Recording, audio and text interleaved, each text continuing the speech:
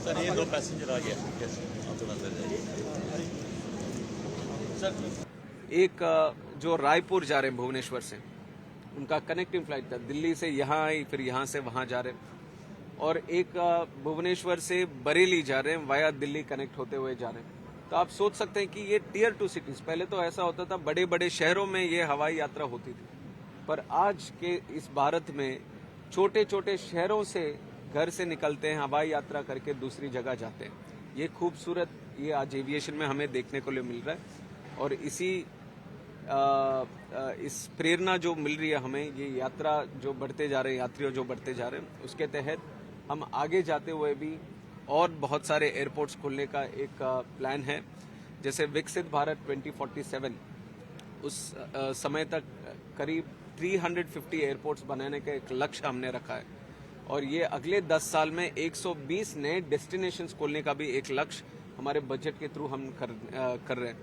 और एक चीज़ मैं कहना चाहूँगा कि ये जो एविएशन का ग्रोथ हम देख रहे हैं, उसमें एक अहम भूमिका हमारे उड़ीसा के राज्य ने भी किया है।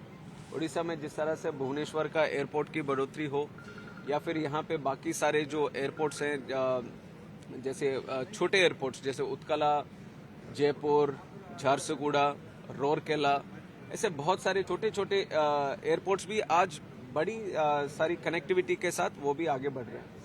और हमने देखा कि ओडिशा में करीब 20 और एयर स्ट्रिप्स हैं, उनको भी हम कन्वर्ट कर सकते हैं। तो यही हमारी स्टेट गवर्नमेंट से भी आज एक कार्यक्रम हमने रखा है, ईस्टर्न कॉन्फ्रेंस आज भुवनेश्वर में हमने रखा है। और आदरणीय मुख्यमंत्री जी मोहन जी भी उसमें शामिल होंगे। तो राज्यों से भी हम मिलजुल कर काम करेंगे एविएशन के ग्रोथ के लिए। और हमारा एक लक्ष्य रहेगा कि एयरपोर्ट्स जितना हो सके उसका भी हम आगे बढ़ाएं, नए एयरपोर्ट्स की शुरुआत करें।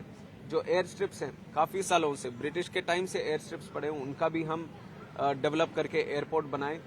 और जो एयरक्राफ्ट कनेक्टिविटी है उसको भी बढ़ाएं। अभी जैसे यहाँ पे राज्य सरकार भी अच्छा कार्यक्रम, ये वायबिलिटी गैप फंडिंग देकर कनेक्टिविटी को बढ़ाने के लिए एयरलाइंस को भी एक अच्छा सा स्कीम दे रहे हैं। तो उसके लिए भी मैं धन्यवाद देना चाहूँगा राज्य सरकार को। उसके वजह से इंटरनेशनल कनेक्टिविटी हो या डोमेस्टिक कनेक्टिविटी हो, भुवनेश्वर से वो कनेक्टिविटी देने के लिए काफ़ी उत्साहित है एयरलाइंस भी। तो इस तरह के नए नए स्कीम अगर राज्य सरकार भी आगे आके करता है तो एविएशन में बहुत अच्छा ग्रोथ हमें आगे जाके देखने के लिए मिलेगा।